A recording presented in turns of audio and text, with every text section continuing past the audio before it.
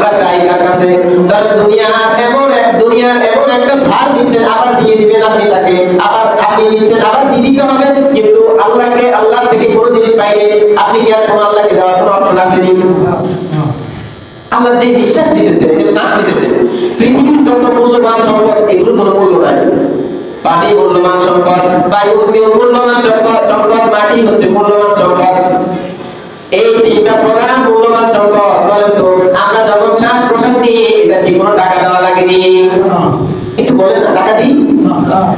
এত সমুদ্র, মহাসমুদ্র, নদী, খাল, বিল, মাটি নিচ থেকে টিউবওয়েল ব্যবহার করে আমি যখন পানি উঠাই খাই প্রতিনিয়ত, কত মূল্যবান সম্পদ। পানির অপর নাম হচ্ছে জীবন। পানি আপনি একদিন, দুই দিন, তিন দিন না খাইলে পড়ে যাবেন না? কত মূল্যবান সম্পদ। আপনার যদি মাটি না থাকে, মাটির নিচ থেকে যদি ফসল না ওঠে, আপনি কি খাবেন? মারা যাবেন। নিঃশ্বাস যদি না নিতে পারেন, আপনি 1 মিনিট 2 মিনিট থাকতে পারবেন, এর বেশি আপনি নিঃশ্বাস না নিয়ে থাকতে পারবেন না, মারা যাবেন। দেখেন বাবাজি, এই তিনটা মূল্যবান সম্পদ আপনি যদি আল্লাহর থেকে ফ্রি নিচ্ছেন, আল্লাহ কি এর বিনিময়ে কিছু দিচ্ছেন কিনা? কিছু দিচ্ছেন? এই তিনটা মূল্যবান সম্পদ আল্লাহ থেকে নিতেছেন, আল্লাহ এটার বিনিময় আল্লাহকে আপনি কিছু দিতেছেন না। আল্লাহ যদি প্রতি ঘন্টার জন্য আপনার নিঃশ্বাসের জন্য অন্তত 2 টাকা করে নিতেন, তাহলে এই পর্যন্ত আপনার বয়স যদি 60 বছর হয়ে থাকে, গুণ করেন 2 টাকা গুণ 60 বছর, প্রত্যেকটা মিনিটের হিসাব করেন কত কোটি কোটি টাকা হবে, একবার অনুমান করেন। ক্যালকুলেটরে ধরবি নি বাবা? ধরবে? ক্যালকুলেটরও ধরবে না। বাবা শুনে রাখেন, এত মূল্যবান সম্পদের ভিতরে আপনাকে কোনো কিছু দিতে হইতেছে না, আবার ধার দেওয়ার কোনো অপশন নাই।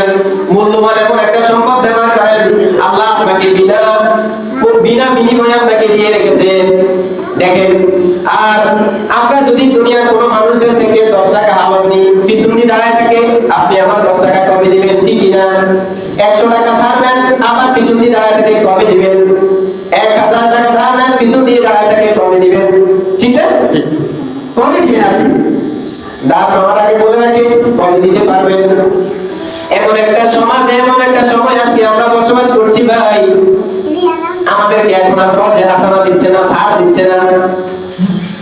আমাদেরকে এখন আর কর্জে হাসানা দিচ্ছে না, ধার দিচ্ছে না। কেন জানো? আমাদের ভিতরে নীতি নাই। আমরা ভয়ের 10 দিনের জন্য নিছি।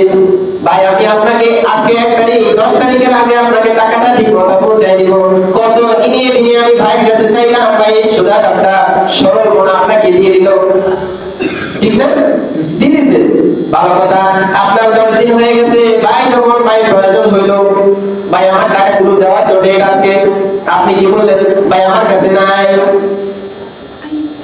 বললেন। কিন্তু আপনার সাথে তো এটা কথা ছিল না রে ভাই, আপনি তো ডেট দিয়ে দিয়েছেন। তার তো 10 দিনের মাথায়, 11 দিনের মাথায় তার তো প্রয়োজন হতে পারে, সে তো এই টার্গেট করিয়ে দিয়েছে আপনাকে, ঠিক না? তা আপনার আবার নীতি নির্ধারণ ঠিক নাই, এই কারণে দেখা গেছে বুঝতে আপনি একটা কারণে নিছেন, দেখা গেছে সে আপনার কাছে যখন টাকাটা চাইবে, তখন অনেকগুলো কারণ বর্ণনা করে। ভাই আমার মেয়ে অসুস্থ, ভাই আমার বাবা অসুস্থ, ভাই আমার বোন অসুস্থ, আমার স্ত্রী অসুস্থ, আমাকে একটু টাকাটা দেন, না আমি চলতে পারতেছি না। এতই নিয়ে আমাদেরকে কি করে টাকাটা নেওয়া লাগে। আমাদের এতই নিয়ে আমার টাকাটা নেওয়া লাগে। দেখেন, আমাদের এই নীতির কারণে, আমাদের এই ঈমানের কারণে মানুষ আমাদেরকে এখন আর হাওলাত দিচ্ছে না, ধার দিচ্ছে না। যার কারণে এখন আমাদের সমাজে চলে আসছে সুদ। আল্লাহ তাআলা সুদকে হারাম করেছেন এবং ব্যবসাকে হালাল করেছেন।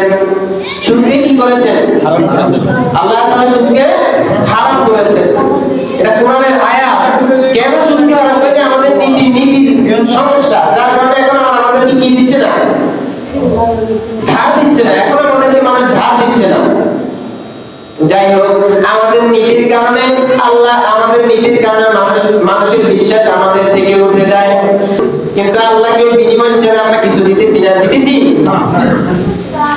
আল্লাহকে বিনিময় হিসেবে আমি কিছু দিতেছি না ভাই। আল্লাহকে বিনিময় হিসেবে, আল্লাহকে খুশি করার জন্য শুধু বলি সুবহানাল্লাহ, আলহামদুলিল্লাহ, আল্লাহু আকবার, লা ইলাহা ইল্লাল্লাহ, বলি কিনা ভাই? এইটাই আল্লাহ চায়। ফাযকুরুনি আযকুরকুম ওয়াশকুরুনি ওয়ালা তাকফুরুন। বান্দা আমাকে ডাকো, আমি তোমাকে ডাকে সাড়া দেব। বান্দা তুমি আমাকে নির্জনে গভীর জায়গায় গিয়ে ডাকো, আমি তোমাকেও গভীর জায়গায় গিয়ে তোমার সাথে দিদার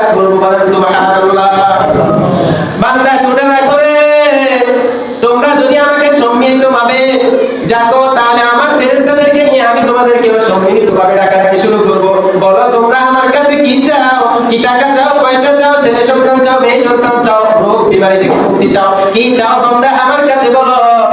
অথচ আল্লাহর কাছ থেকে এই স্মরণ, এই জিকির থেকে আমরা দূরে থাকার কারণে, এই স্মরণ থেকে দূরে থাকার কারণে আল্লাহ আমাদের থেকে অনেক দূরে, যার কারণে আমরা ইবাদতে মনোযোগ দিতে পারি না, আমরা যাকাতে মনোযোগ দিতে পারি না, আমরা রোজা রাখতে মনোযোগ দিতে পারি না, ইবাদত করতে স্বাদ পাই না। সুবহানাল্লাহ একবার বললে আরেকবার মুখে দিয়ে আসে না। নামাজে এক ওয়াক্ত পড়লে আর ওয়াক্ত পড়তে মন চায় না, জোহর পড়লে আসর পড়তে মন চায় না, ফজর পড়লে এশা পড়তে মন চায় না। এমন আছে কিনা আমাদের সমাজে?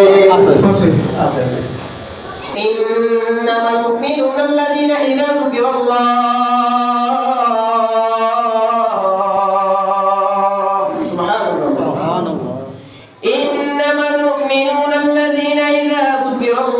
وجلت قلوبهم وإذا تليت عليهم آياته زادتهم إيمانا وعلى ربهم يتوكلون الله أكبر الله أكبر বলেন। আল্লাহ জিকির করতে অসুবিধা কি আমাদের ভাই? আল্লাহ জিকির করলে কি হবে? আপনি একবার সুবহানাল্লাহ আল্লাহ বলেন, আল্লাহ পবিত্র এই কথাটা বলেন, জান্নাতে আপনার জন্য একটা গাছ নির্মাণ হয়ে যাবে। বলেন সুবহানাল্লাহ সুবহানাল্লাহ। আর সেই গাছটা এত বড় হবে, এত বড় হবে, দ্রুতগামী ঘোড়া যদি 500 বছর দৌড়াতে থাকে, তারপর ওই গাছটার ঢালের এক দিক থেকে আরেক দিক পর্যন্ত যে শেষ করতে পারবে না। বলেন সুবহানাল্লাহ। আপনারা ঘোড়া দেখছেন?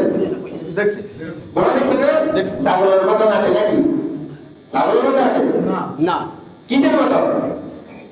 আপনারা দেখবেন মোটরসাইকেল বড় গাড়ি গেলে 7 হর্স পাওয়ার, 8 হর্স পাওয়ার, এটা ভরসার তো ঘোড়া। মানে ঘোড়ার সাথে তুলনা করতে শক্তিকে, কিসের সাথে? ঘোড়ার সাথে। শক্তিকে ঘোড়ার সাথে তুলনা করতে, মানে পৃথিবীতে সবচেয়ে দ্রুত প্রাণী হচ্ছে কি? ঘোড়া। কি? এই জন্যই আগেকার যে নবী আলাইহিস সালামের যুদ্ধে ঘোড়া ব্যবহার করা হতো। কি ব্যবহার করা হতো? ঘোড়া। এখনকার যুদ্ধ তো গাড়ি ব্যবহার করে, হেলিকপ্টার উপর থেকে বোমা মারে, ঠিক না? উপর থেকে দেখলাম ফিলিস্তিন ইসরায়েল যুদ্ধ সময় কি করছে? উপর থেকে বোমা মারে দিয়েছে, ফিলিস্তিনের গাজাবাসী ধ্বংস হয়ে গেছে, কাশ্মীরের গাজাবাসী, কাশ্মীরবাসী ধ্বংস হয়ে গেছে।